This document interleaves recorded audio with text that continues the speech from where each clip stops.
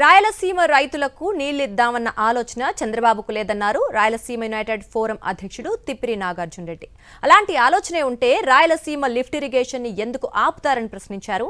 Lift irrigation పనులను ఆపి సీమకు చంద్రబాబు ద్రోహం చేస్తున్నారని ఆరోపించారు. రాయలసీమ ప్రాంతానికి అన్యాయం చేస్తూ ముఖ్యంగా తాడపత్రి బ్రాంచ్ కెనాలకు హెచ్ఎంసీ స్థిరీకరణ జరగకపోకుండా ఇక్కడ ఉన్నటువంటి గుంటూరు, ఎల్లడూరు, అదేవిధంగా తాడపత్రి ప్రాంతంలో ఉన్నటువంటి ఎక్కడ కూడా నీళ్లు పొలాలకు పారపోకుండా అన్యాయం చేస్తున్నారు, ద్రోహం చేస్తున్నారు.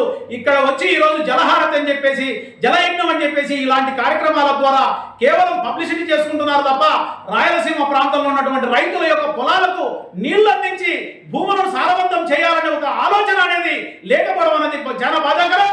ఈరోజు అలాంటి ఆలోచన మీకు అయితే ఉండింటే ఈరోజు రాయలసీమ లిఫ్ట్ ఇరిగేషన్ ఎందుకు ఆపుతారు? రాయలసీమ లిఫ్ట్ ఇరిగేషన్ విషయంలో మీరు ఈరోజు 80% పనులు అయిపోయినాయి. ఈరోజు కేంద్రంతో మాట్లాడే చొరవ ఉంది. డబుల్ ఇంజిన్ సర్కారులో మీరు ఈరోజు రాయలసీమకి ఎందుకు ద్రోహం చేస్తున్నారని చెప్పేసి రాయలసీమ ఉద్యమకారులుగా మేము మా యొక్క ఆవేదన